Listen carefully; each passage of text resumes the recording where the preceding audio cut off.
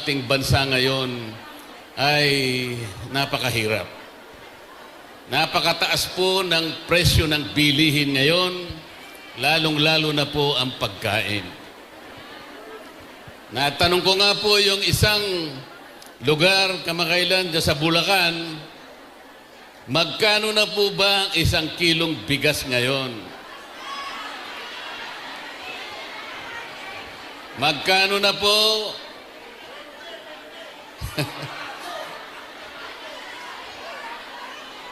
Natupad po ba yung pangako?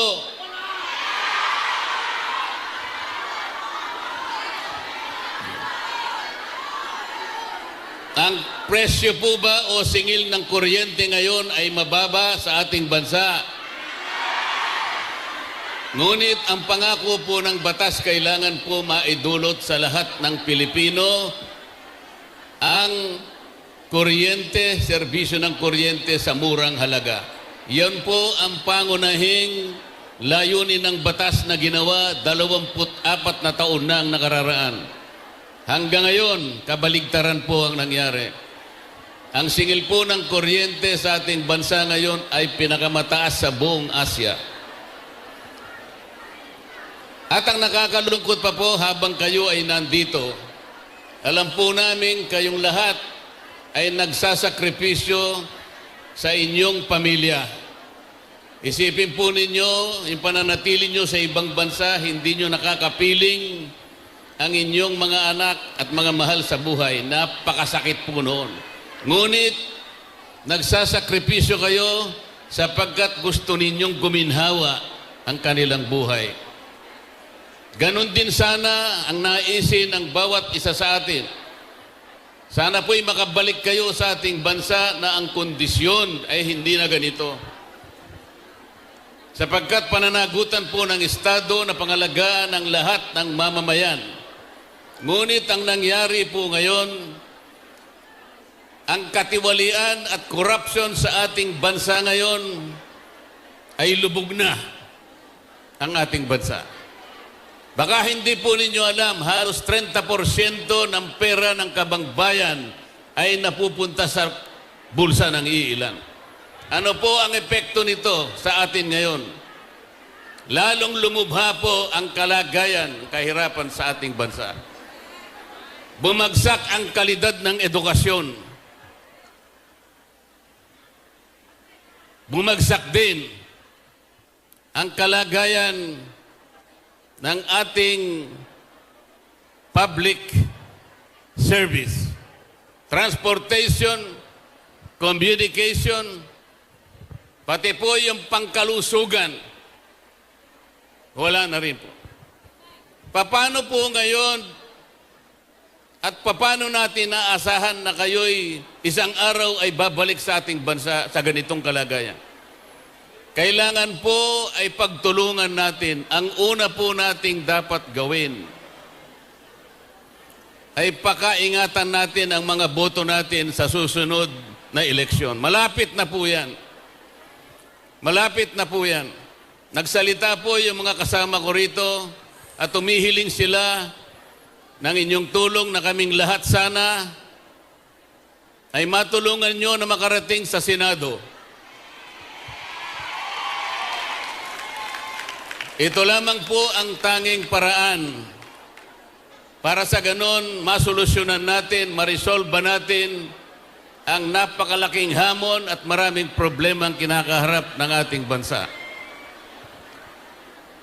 Wala pong ibang paraan. Hindi po mariresolba ang problema ng bansa sa pamamagitan ng ayuda. Ito na lamang po ang pinangangalandakan nung isang team na tumawag sa amin na Team Suka. Yung ayuda po ay economically unsustainable. It is politically conflicted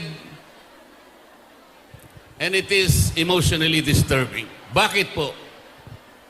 Hindi po ganito ang paraan para paluguin natin at ibangon natin ang ekonomiya ng ating bansa. Alam po ba ninyo kung pinagsama-sama natin ang lahat ng mga ayuda na binibigay sa ilan lamang nating mga kababayan, ito po ay aabot sa halos 200 bilyong piso. Pero hindi po nyo na itatanong ilan lamang ang nabibigyan. Hindi po lahat nabibigyan.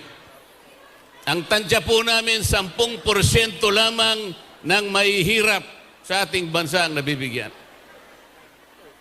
Sa makatwid, yung 200 billion na ayuda ay nasasayang lang. Kailangan po yun ay gamitin para palaguin, para pausbungin ang ekonomiya ng bansa sapagkat dito magmumula ang maraming kalakal, ang paggawaan, ang negosyo, at ito po ay mag-generate ng trabaho sa ating mga mamamayan. Dagdag na kita ang kailangan ng ating mamamayan. Yun po ang kailangan, hindi ayuda. Kaya ako lalapit po, sasabihin po ninyo ito, sa mga kababayan natin, sa mga kamag-anak ninyo sa ating bansa, kapag sila ay may daladalang ayuda, tanggapin po ninyo, ngunit huwag kayong magpasalamat sapagkat ang ibibigay nilang ayuda sa mga kamag-anak nyo sa Maynila, yun po ay pera din ng bayan. Galing po sa ating buwis ang ibibigay sa kanila. Huwag po kayong magpasalamat, sabihin po ninyo sa mga kamag-anak ninyo, ito po ay pera ng bayan na pinadaan lamang sa kanilang kamay para siguro ipaisip nila o ipagkunwari na akala mo galing sa kanilang bulsa. Hindi po. Sabihin po ninyo sa ating mga kababayan sa ating bansa, huwag po kayong masisilaw sa kislap ng konting salapi. Huwag ninyong ipagpapalit ang kinabukasan ng ating bansa. Huwag ninyong ipagpapalit ang dangal ng Pilipino. Yung 10,000 ibibigay nila, halimbawa, ang katapat po noon sa loob ng 6 na taon, 5 piso isang araw. 5 piso isang araw. Hindi po yan ang paraan para mabuhay ang ating mga mamamayan. Kawawa po sila, lalong-lalo na po kayong lahat na nandito. Tinutulungan po natin sila, ngunit hanggang kailan po ang pagtulong? Sa inyo't gusto ninyong umuwi rin at makapiling ninyo ang inyong mga mahal sa buhay.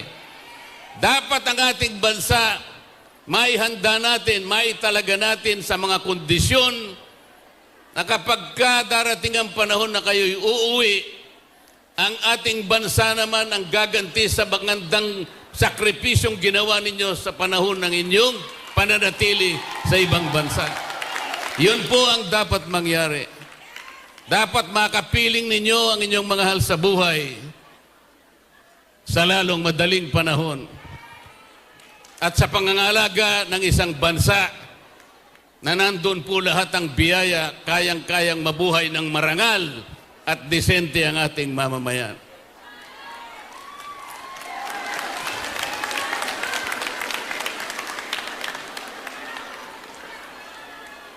Ako po, nagsakripisyo din. Dahil po sa aking kagustuhan na maitanghal natin ang katwiran at ang mga tuntunin namin sa House of Representatives. Nagalit po lahat sa akin, ang lahat ng leaders ng House of Representatives sa pangunguna po ng aming speaker. Ayaw kong sumali noon sa paghihiring, sa pagdinig, sa prangkisa ng SMNI sapagkat mali ang kanilang gagawin. Doon po unang nagalit sa akin ang leadership ng House of Representatives. Lalong-lalo na po nung dumating ang Quadcom. Lalong mali sapagkat walang gagawing mabuti kung hindi usigin, i-prosecute, i-persecute ang dating Pangulo ng Republika. Sa galit po nila sa akin, tinanggalan, hinubaran ako lahat ng committee. Pati po yung aking memberships sa Commission on Appointments, tinanggalan po ako lahat. Pati po ang allowances na dati binibigay po nila sa akin, tinanggal na rin po. At ang higit na nakalulungkot po, pati yung pinadadaan ng mga guarantee letters na pampagamot sa mga may sakit, pinris pa po nila. At sa palagay po nila, mapaparusahan nila ako. Hindi po. Ang pinarusahan po nila, mga kababayan natin gusto nating ipagamot at makabili ng gamot.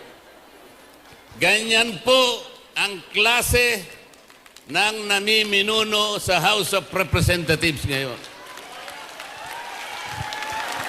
Pag sama-samahin po ninyo yung boses ninyong lahat, pag isang tinig tayong lahat, ipaalam natin hanggang sa Tacloban kung sino yung tao na yon na may kinalaman sa pagpapahirap ng ating bansa.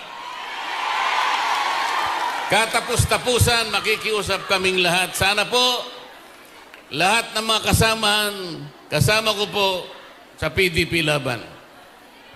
Kahit na kami po'y pinaglihilang sa suka, pagtiyagaan nyo na po kami. Ngunit sinasabi namin sa inyong lahat, kaming lahat ay may asim. Hindi po kagaya ng kabila,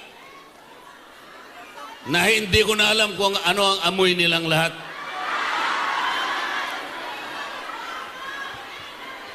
Salamat po sa dating Pangulong Rodrigo Duterte sa pagkakataong ibinigay niya sa atin para magkita-kita tayo sa araw na ito. Isang makasaysayang araw po ito. Natatanawin kong malaking utang na loob sa aking buhay. Itatala ko rin po ito na personal kong experience at hindi kakalimutan habang ako'y nabubuhay.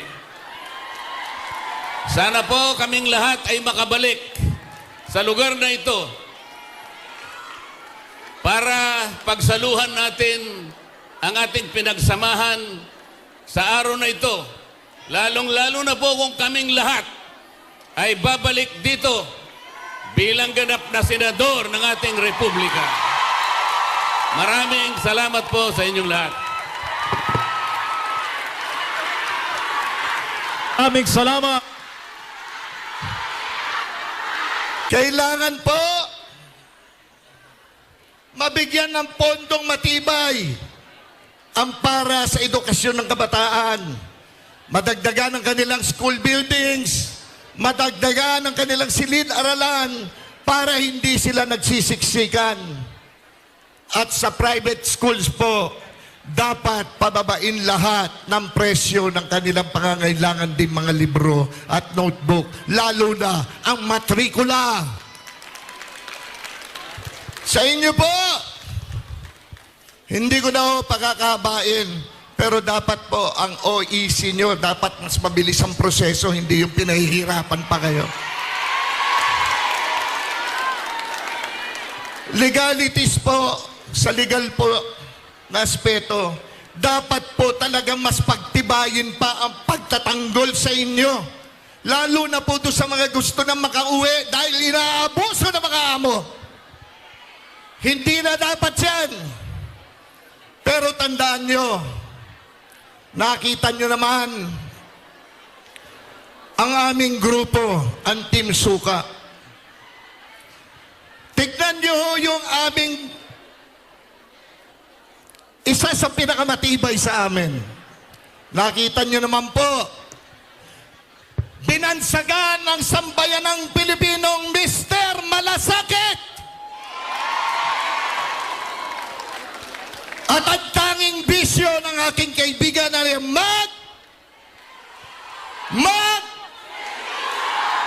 totoo po yan.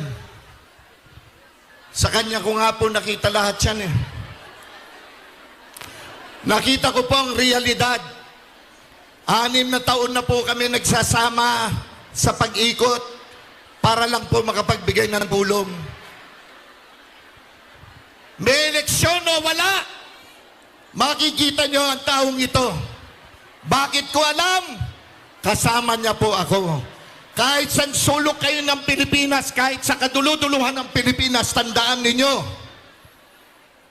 si Bongo, makikita nyo.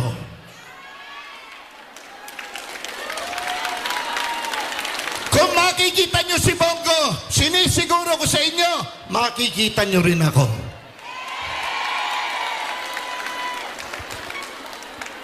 Meron no kaming isa pang kasama na matatag din po sa Senado. Itaga nyo sa bato, hindi kayo iiwanan ng shining head armor nating lahat. Sino siya? Sino siya? At siyempre, yung pinakabata sa amin, kanina kinantahan kayo. 3 pa yung kinanta niya. Ramdam niyo ba ang pagmamahal sa inyo ni Attorney Jimmy Bondoc? Naramdaman niyo ba ang kanta niya para sa lahat ng mamamayang Pilipino? Pagmamahal sa ating Pangulong Duterte at pagmamahal sa inyong lahat. Attorney Jimmy Bondoc, kasunod po, yung representante ng Western Visayas, si Attorney J.V. Hinlo. Nadinig niyo naman si Attorney Yvette kontakto kanina. Tama po ba ako? Gusto ko lamang maalala niyo kami lahat. Kasi baka magnahiwalay na tayo mamaya. Ma'am Lorraine, hello ma'am. Mabuhay ka. Ma'am Astra, mabuhay ka. Baka makalimutan nyo na kami. Ma'am Gemma, I love you. Gemma Soto, I love you.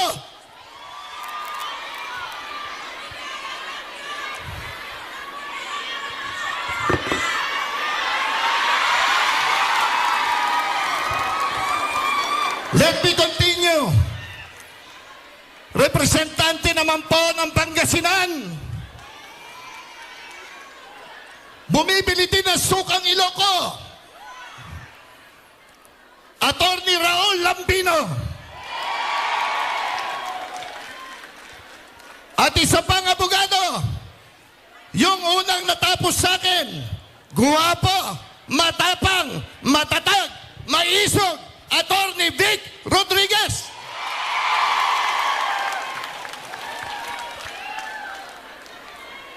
At siyempre, huwag niyong kalimutan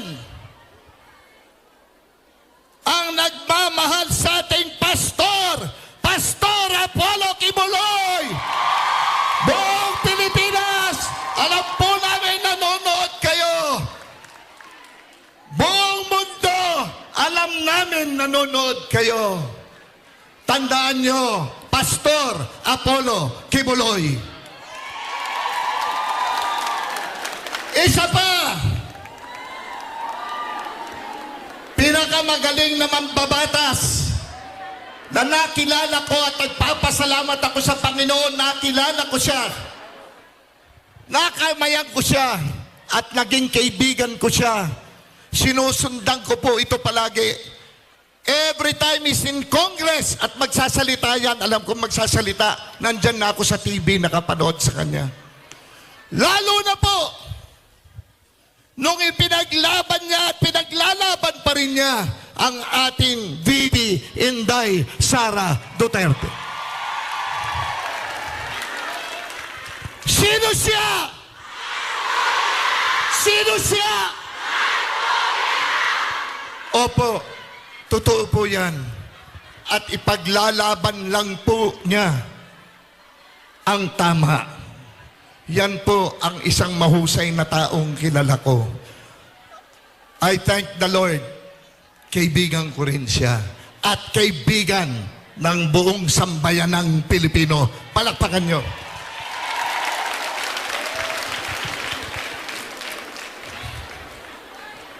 Ginagawa nilang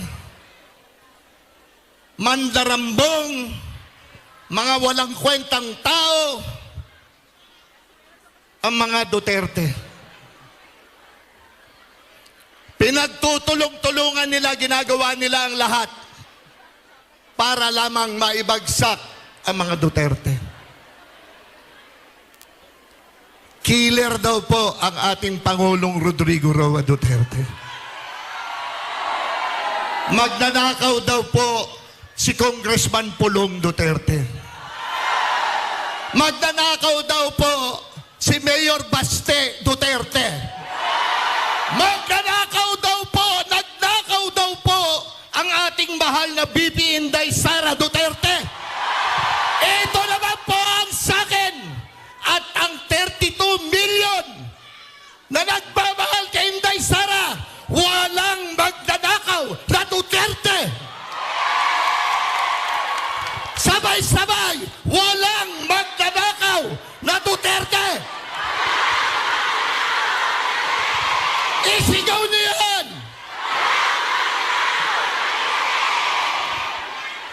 Ako po si Philip Salvador. Hindi abogado, hindi doktor, hindi engineer.